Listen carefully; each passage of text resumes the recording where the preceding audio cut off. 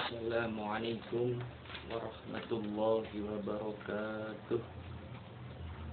Bismillahirrahmanirrahim. Alhamdulillahi rabbil alamin. Hamdan syakirin, hamdan na'imin, hamdan yufi ni'amahu wa yukafi mazidah. Ya Rabbana lakal hamd. Bismillahirrahmanirrahim. Rabbi shrah li sadri wa yassir li amri wahlul 'uqdatam min lisani yafqahu qawli. Amma ba'du.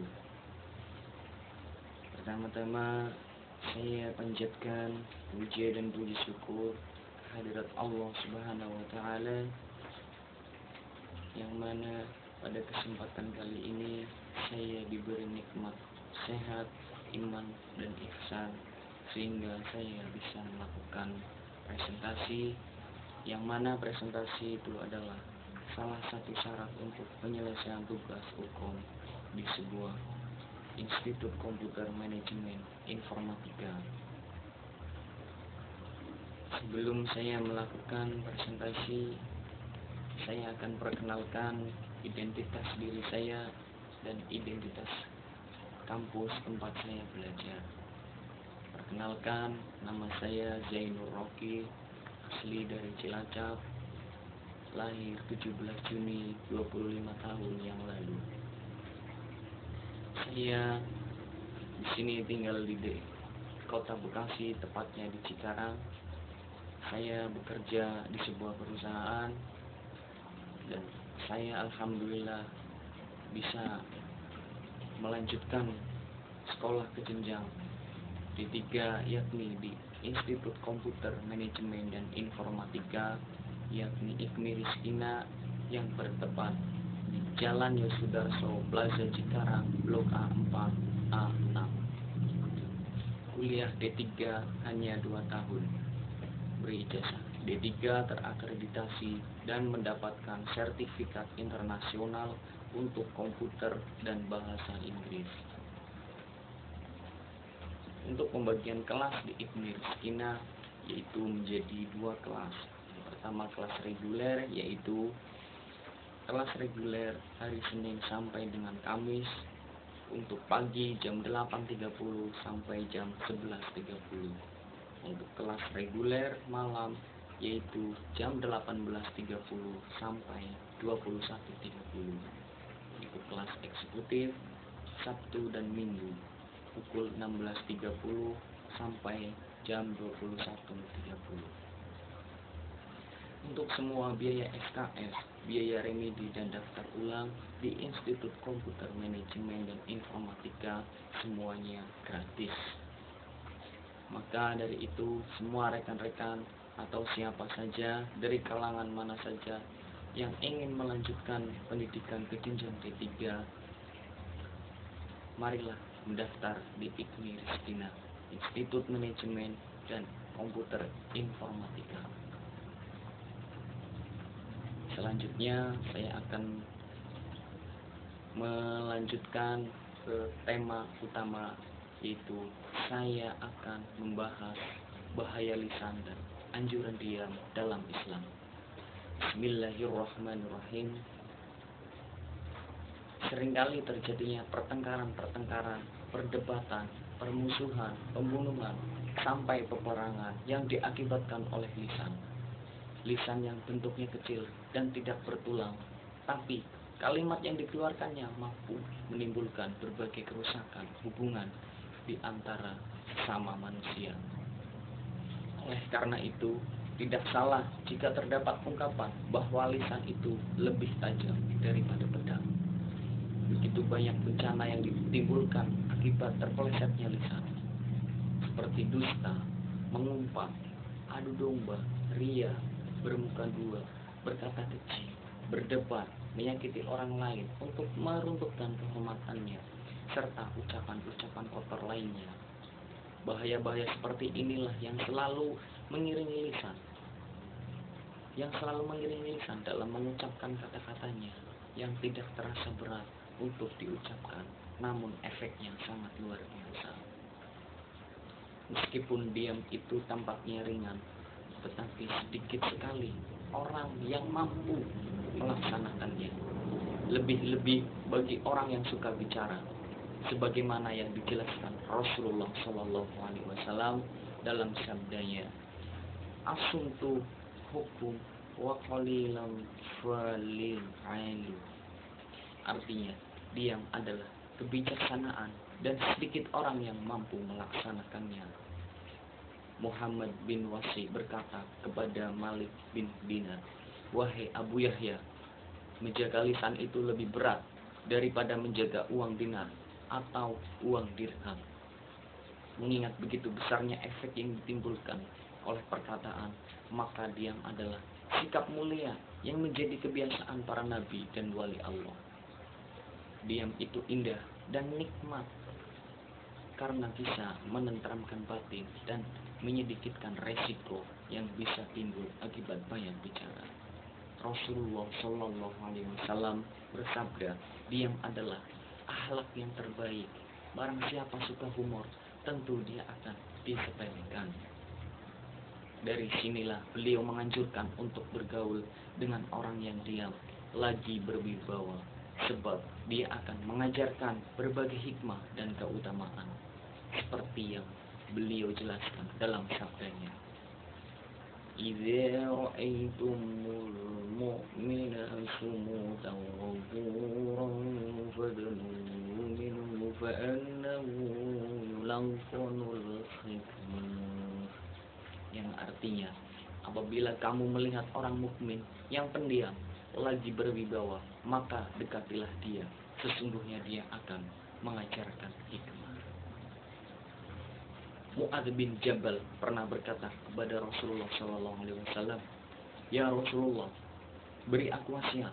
Maka beliau bersabda, "A'udzu billahi a'budillaha ka'annaka tarahu wa'udan nafsaka fil maut wa in syi'ta anbatuka bima huwa amaliku min hadha kullahi wa asyara biyadihi ila lisani."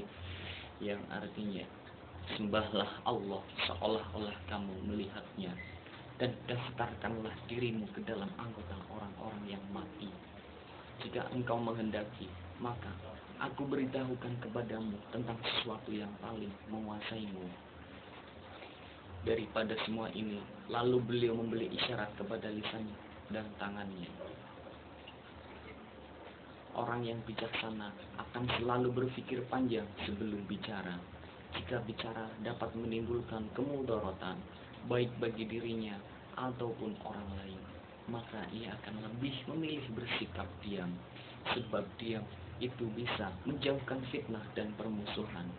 Dalam hal ini Rasulullah SAW bersabda, "Sesungguhnya lisan seorang mukmin itu berada di belakang hatinya. Apabila hendak mengatakan sesuatu, ia mempertimbangkan dengan hatinya, kemudian ia laksanakan dengan lisannya. Adapun lisan orang munafik itu ada di depan hatinya. Apabila ia menginginkan sesuatu, ia laksanakan dengan lisannya tanpa mempertimbangkan dengan hatinya." Hasbunallah wa ni'mal wakil. Untuk itu, seluruh anggota tubuh senantiasa mempertimbangkan kepada lisan untuk berhati-hati dan berbicara. Sebab kesalahan yang dilakukan oleh lisan dampaknya dapat dirasakan langsung oleh anggota tubuh yang lain sampai akhirat nanti.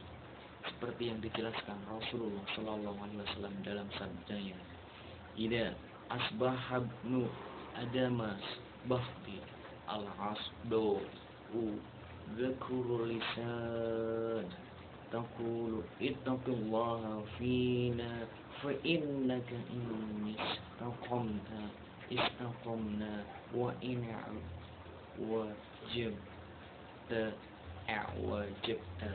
Artinya, apabila anak cucu Anda masuk waktu pagi, maka semua anggota badan berpesan kepada lisan.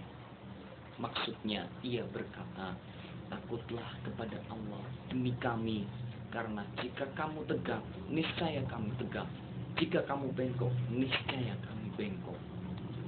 anggota tubuh berpesan demikian karena khawatir akan menerima kerusakan dan siksaan yang diakibatkan oleh ketajaman dan kecerobohan lisan dalam berbicara. Bahkan anggota tubuh juga mengadukan lisan kepada Allah karena ketajamannya, sebagaimana yang disabdakan oleh Rasulullah Shallallahu Alaihi Wasallam. Laisa sayyi'un minal jasadi illa yasku innallaha lisan ala khiddatih. Artinya, tiada satupun dari tubuh kecuali mengadukan lisan kepada Allah karena ketajamannya. Untuk itu, menjaga lisan dalam setiap pergaulan merupakan cermin dari kepribadian seseorang yang berakhlak mulia. Baik dan tindakan perkataan manusia tergantung amal perbuatannya. Jika amalannya baik, kata-katanya pun juga baik. Jika amalannya buruk, omongannya pun juga keji dan kotor. Dia selain dapat menyelamatkan diri, juga dapat menjauhkan dari murka Allah.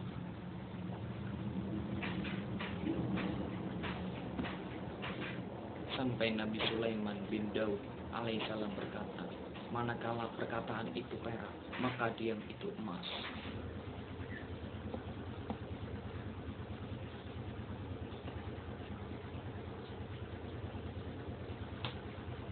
Banyak sekali larangan-larangan diam. Jauhi larangan karena larangan itu menjerumuskan kita ke hal yang tidak benar. Adapun beberapa bahaya lidah, yaitu saya akan menerangkan jauhi 15 bahaya lidah yang boleh mencampakkan seorang ke neraka jahanam. Bismillahirrahmanirrahim. Segala puji bagi Allah, Tuhan sekalian alam. Salawat serta salam buat junjungan mulia Nabi Agung Muhammad Sallallahu Alaihi Wasallam, keluarga serta para sahabat dan pengikut yang istiqomah menuruti baginda hingga ke hari kiamat. Sahabat yang dirahmati Allah, setiap manusia dikaruniakan oleh Allah Subhanahu Wa Taala lidah. Lidah adalah daging yang lembut, terletak di dalam mulut manusia. Walaupun lidah tidak bertulang, tapi boleh mendatangkan dua akibat atau kesan yang besar, yaitu sama ada ke surga atau ke neraka. Lidah jika digunakan dengan baik dan jujur, maka lidah akan membawa pelakunya insya Allah ke surga. Atau sebaliknya, lidah yang disalahgunakan akan membawa pelakunya ke neraka. Nabi Shallallahu Alaihi Wasallam pernah memberi isyarat kepada sahabat bahwa dua anggota manusia yang banyak membawa ke neraka, yaitu lidah dan kemaluan. Nabi Shallallahu Alaihi Wasallam pernah bersabda yang bermaksud, sesiapa beriman kepada Allah di hari akhirat, hendaklah ia mengucapkan perkataan yang baik atau diam. Hadis riwayat muttafaqun alaih. Di dalam hadis sahih riwayat Bukhari, Nabi Shallallahu Alaihi Wasallam bersabda kepada Mu'adz bin Jabal sambil memegang lidahnya yang bermaksud, engkau wajib menahan ini. Aku berkata, ya Rasulullah, kami senantiasa mengatakan apa yang kami kata. Nabi berkata, ibumu telah kehilangan engkau, wahai Mu'adz. Bukankah manusia dibantingkan muka mereka ke dalam neraka disebabkan angkara lidah mereka? Hadis riwayat Bukhari. Rasulullah SAW berpesan kepada Sayyidina Ali yang bermaksud, wahai Ali, Allah tidak menjadikan apapun dalam tubuh manusia yang paling utama kecuali mulut. Sesungguhnya mulutnya lah yang mengiring dirinya masuk surga atau masuk neraka. Maka dari itu, penjarakanlah, jagalah mulut, karena mulut itu bagaikan anjing atau gila. Terdapat 15 bahaya yang timbul akibat ucapan atau akibat lidah yang membawa pelakunya ke neraka. Perkara tersebut adalah seperti berikut. Yang pertama, mengucapkan sesuatu yang tidak perlu. Kita hendaklah menahan lidah daripada mengucapkan perkataan yang tidak berfaedah perlu dipasrahkan dengan zikir kepada Allah Subhanahu wa taala. Nabi Shallallahu alaihi wasallam bersabda yang maksudnya, sebagian daripada bukti keelokan Islam seorang adalah meninggalkan perkara-perkara yang tidak berfaedah.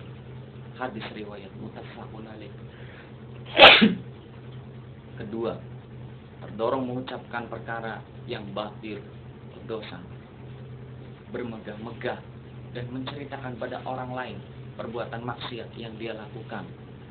Nabi Shallallahu alaihi wasallam bersabda yang maksudnya, sesungguhnya terdapat orang yang disebabkan ucapannya lah itu tergelincir ke dalam neraka yang luasnya antara muslim dengan maghrib. Dan dalam hadis lain yang senada dengan ini, hanya karena satu perkara yang membuat Allah benci, maka orang itu dimasukkan ke dalam neraka. Hadis riwayat Muslim. Termasuk juga suka berbantah-bantah dengan orang alim dan tidak mau menerima teguran dan mempertahankan pendapatnya yang jahil. Nabi Shallallahu alaihi wasallam bersabda yang maksudnya, lelaki yang paling dibenci Allah ialah lelaki yang suka perbantahan dan permusuhan. Yang ketiga, bercakap membuta tuli, tidak ikut hukum Islam dan bercakap tidak berdasarkan ilmu disebabkan kejahilian. Nabi Shallallahu alaihi wasallam telah menyatakan bahwa orang yang paling dibenci dan jauh tempatnya dari baginda pada hari kiamat nanti ialah orang yang banyak bercakap tapi tidak tentu arah karena ia tidak berpikir sebelum bercakap. Yang keempat, memaki namun dan cakap kotor. Nabi Shallallahu alaihi wasallam bersabda yang maksudnya, bukanlah beriman orang yang suka mencela, mengutuk, mengeji dan bercakap kotor. Jadi kalau orang yang beriman itu tidak akan pernah suka mencela, mengutuk, mengeji dan berkata kotor. Maka kalau kita mengaku orang yang memiliki iman, jagalah lisan kita, jangan suka mencela, jangan suka mengutuk, jangan suka mengeji dan bercakap kotor. Nabi Shallallahu alaihi wasallam berpesan kepada Sayyidina Ali yang maksudnya, wahai Ali, janganlah engkau mencaci maki orang Islam atau mencaci maki binatang, karena cacian itu akan kembali dirimu sendiri. Hasbunallah wa ni'mal wakil. Wahai Ali, kuasailah lisanmu dan biasakanlah dia mengucapkan yang baik, karena tidak ada yang lebih berbahaya bagi manusia pada hari kiamat yang melebihi ketajaman lisannya. Wahai Ali, jauhilah tukang caci maki, karena ia suka membuka aib orang dan ia tidak akan masuk surga. Hasbunallah wa ni'mal wakil. Yang kelima, nyanyian. Nabi Shallallahu alaihi wasallam telah memperingatkan melalui sebuah hadis yang bermaksud, nyanyian akan menumbuhkan kemunafikan, nifik di dalam hati sebagaimana air menumbuhkan sayur-sayuran. Hadis riwayat Baihaqi dan Ibnu Abu Dunya. Dalam hadis yang lain, Nabi Shallallahu alaihi wasallam bersabda, selagi akan di kalangan umatku orang-orang yang menghalalkan kain sutra dan nyanyian-nyanyian. Hadis riwayat Bukhari. Firman Allah Subhanahu wa taala dalam surat Luqman ayat 6 yang bermaksud, dan sebagian manusia ada yang pembeli percakapan kosong lawal hadis untuk menyesatkan orang lain daripada Allah. Apabila ditanya Ibnu Mas'ud, maka lawal hadis dalam ayat tersebut, beliau mengatakan nyanyian, bukan yang lain. Nyanyian yang dimaksud di sini adalah nyanyian yang melekatkan daripada mengingati Allah Subhanahu wa taala. Seni kata lagunya membenarkan perbuatan maksiat. Penyanyinya pula seorang wanita yang mendedahkan aurat, berhias menggunakan suara yang merdu dan mempesonakan. Tetapi sekiranya nyanyian tersebut berunsur dakwah, tidak melalaikan kewajiban, tidak menghalalkan yang haram, dan nyanyian itu dilakukan oleh laki-laki atau mahram kaum lelaki, dan tidak nyaring serta tidak diiringi dengan sesuatu yang haram. Jadi begitu yang dimaksud nyanyian. Yang diharamkan di sini adalah seorang wanita yang bernyanyi-nyanyi dan tidak mengandung unsur dakwah. Di samping itu, seorang wanita bernyanyi dengan gaya yang membuka aurat, gaya bermewah-mewahan, itu yang diharapkan di sini. Yang dihalalkan di sini yaitu seorang laki-laki yang bernyanyi-nyanyi dengan tujuan dakwah, dengan pakaian sopan, dan tidak mengandung unsur-unsur maksiat. Itulah yang dimaksud diharamkan untuk bernyanyi-nyanyi. Yang keenam, bergurau. Bergurau tidak berdosa selagi gurauan itu tidak melampaui batas. Karena Nabi Shallallahu Alaihi Wasallam sendiri pernah bergurau, tapi tidak pernah keluar daripada memperkatakan yang benar. Itu pun jarang dilakukan Nabi pada umumnya. Banyak bergurau akan mengguraukan ketenangan dan boleh menumbuhkan kedengkian. Tapi gurauan yang sedikit atau sekedar menghilangkan kebosanan itu tidak mengapa. Di sini yang dimaksud bergurau, jangan pernah bergurau yang berlebihan.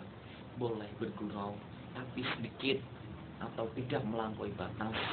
Karena Nabi sendiri Shallallahu Alaihi Wasallam pernah bergurau tapi tidak pernah terkeluar daripada perkataan yang benar. Boleh bergurau tapi dengan batasan perkataan yang benar. Susah memang dilakukan, tapi itu yang dimaksud bergurau yang dibolehkan. Oke, yang keenam yaitu bergurau. Yang ketujuh, mengejek atau memperolok-olokkan. Firman Allah Subhanahu wa Ta'ala yang artinya, wahai orang-orang yang beriman, janganlah suatu kaum mengolok-olok kaum yang lain, karena boleh jadi mereka yang diolok-olokkan lebih baik dari mereka yang mengolok-olok.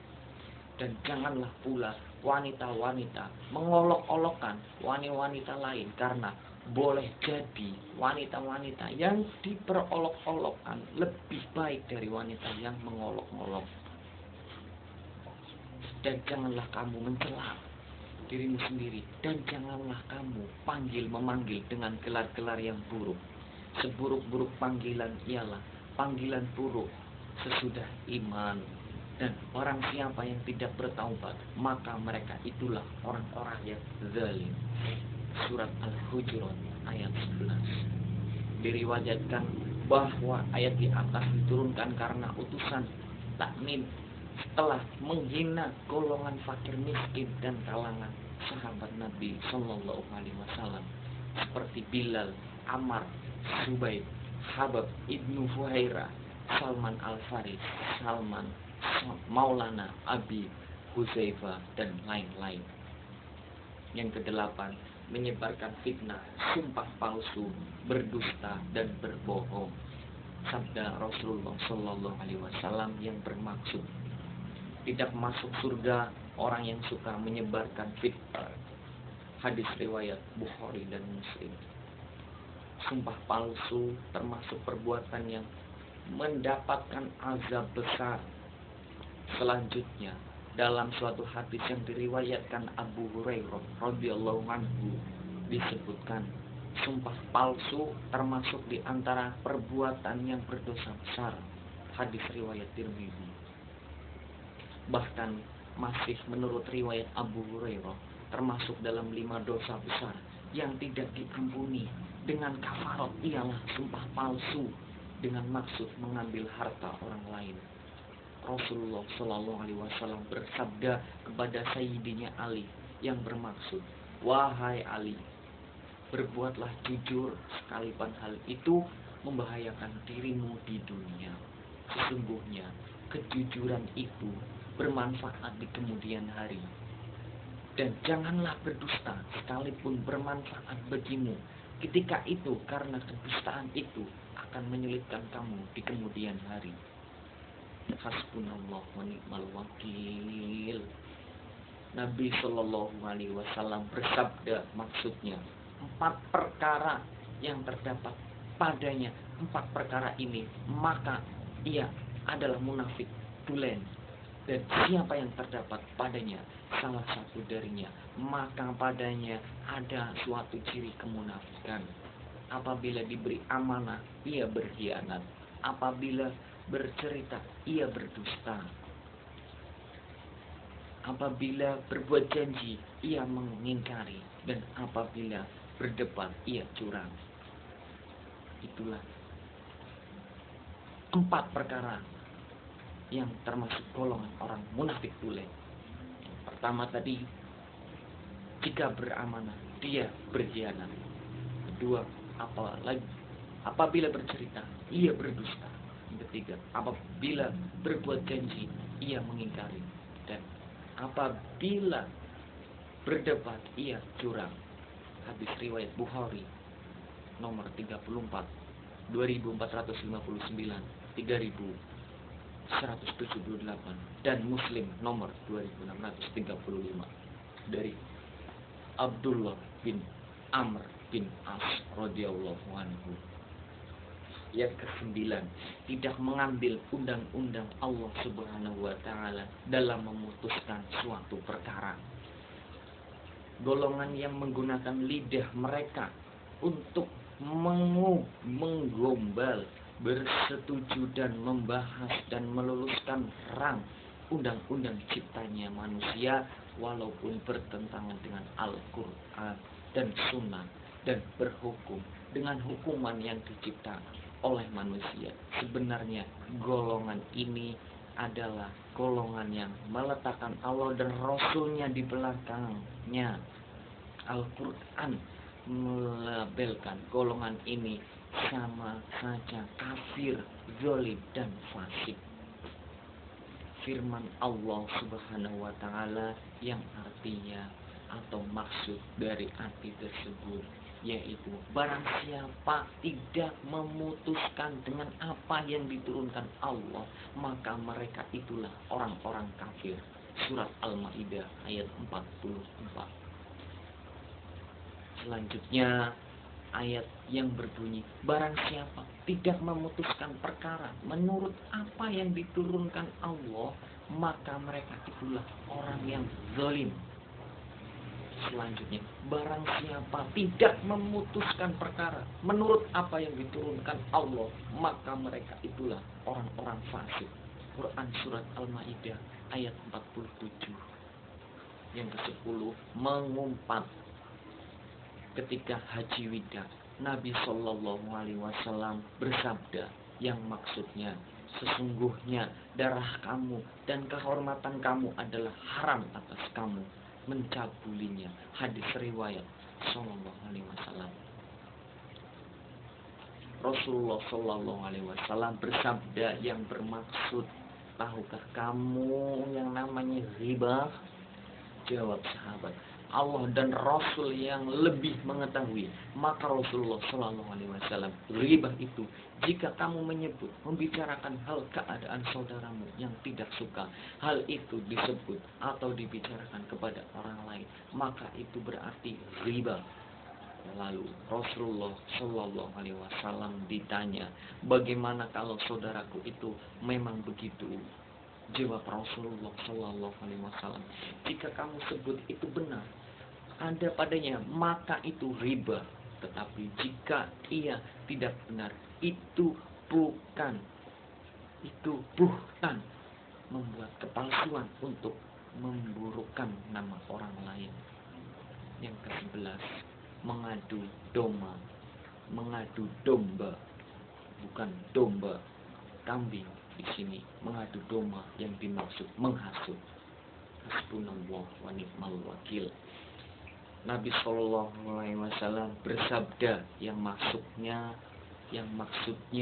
tidak masuk surga orang-orang yang mengadu domba.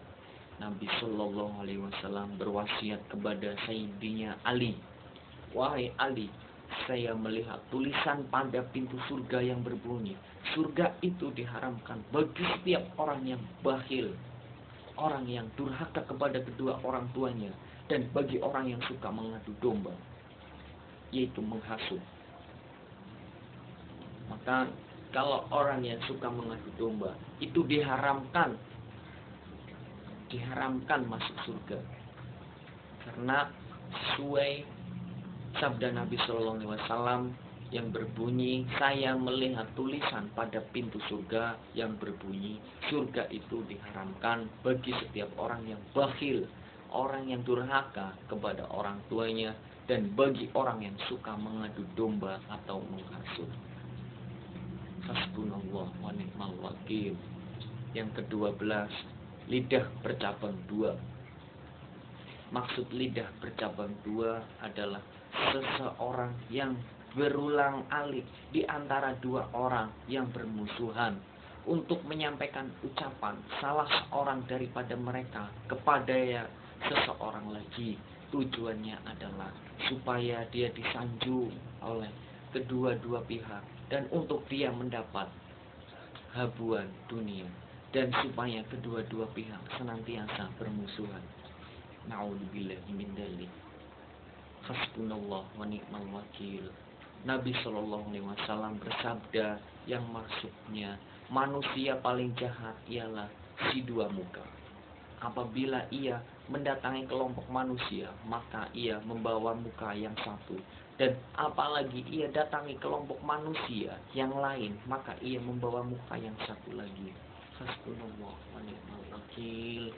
Nabi Shallallahu Alaihi Wasallam bersabda tentang manusia yang berlidah dua. Udah jelas, sangat jelas. Maka dari itu jauhilah perbuatan-perbuatan yang sudah dilarang. Nabi Shallallahu Alaihi Wasallam yang bersabda, manusia paling jahat ialah si dua muka. Apabila ia mendatangi kelompok manusia, maka ia membawa muka yang satu. Dan apabila ia datangi kelompok manusia yang lain, maka ia membawa muka yang satu lagi. Yang ke-13, memuji.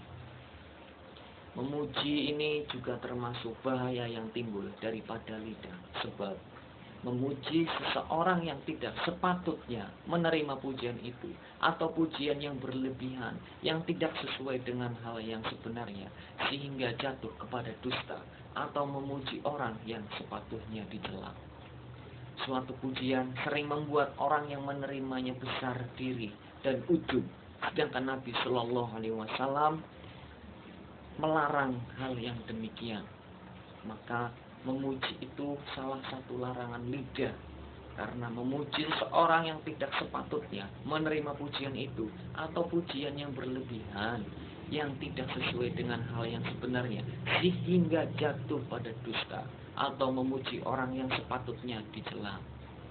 Suatu pujian sering membuat orang yang menerimanya besar diri, menjadi ujub, sedangkan Nabi Shallallahu Alaihi Wasallam sendiri telah melarangnya demikian. Nabi Shallallahu Alaihi Wasallam berwasiat kepada Sayyidina Ali, wahai Ali, apabila engkau disanjung orang di hadapanmu, ucapkanlah, ya Allah, jadikanlah aku lebih baik daripada apa yang mereka katakan. Ampunilah dosaku, apa yang mereka tidak ketahui. Janganlah aku disiksa tentang apa-apa yang mereka ucapkan. Hasbunallah wa ni'mal wakil. Saya ulangi sabda Nabi Muhammad Sallallahu Alaihi Wasallam yang berwasiat kepada Sayyidina Ali. Apabila engkau disanjung orang di hadapanmu, ucapkanlah, ya Allah, jadikanlah aku lebih baik daripada apa yang mereka katakan. Ampunilah dosaku, apa yang mereka tidak ketahui. Janganlah aku disiksa tentang apa-apa yang mereka ucapkan. Hasbunallah wa ni'mal wakil. Yang ke-14, bersumpah setia kepada selain Allah. Allah Subhanahu wa Ta'ala telah menerangkan di dalam Al-Quran bahwa Kita tidak boleh bersumpah setia kepada sesuatu sebagai tandingan bagi keagungan dan kebesaran Allah. Sumpah setia seperti itu boleh menjerumuskan orang berkenan ke dalam neraka. Naudzubillah min dzalik. Janganlah pernah bersumpah setia kepada selain Allah. Anak-anak sekarang, zaman sekarang banyak yang suka mengumbar sumpah. Saya akan mencintaimu, saya akan menyayangimu sampai seumur hidupku.